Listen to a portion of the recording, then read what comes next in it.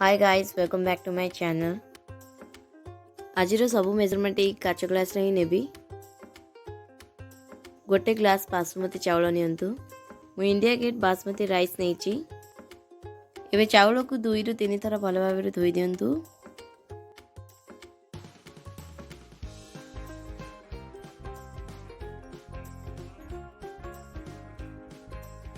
एबे pressure cooker रे चावल रखंतु।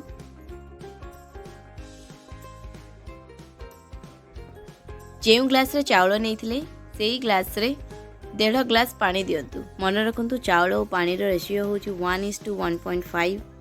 जदि आपण ग्लास बदल रे कप नहीं गोटे कप चावल को 1.5 कप पानी देबे। गैस रो फ्लेम हाई रहिबो। 2टी हुइसेल रु अधिक हुइसेल लगेबे नहीं। 2टी हुइसेल हेले गैस बंद कर देबे। एबे प्रेशर कुकर को 20 रु 30 मिनिट ठंडा होगा छाड़ दियंतु। ठंडा हो सारा पर तार लिड फिटातु।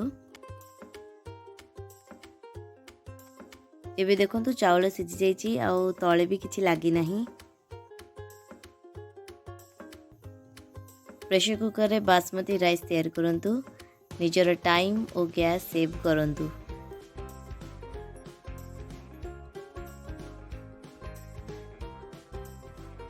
जदि मो वीडियो आपको भल लगी था then do like share and subscribe to my channel.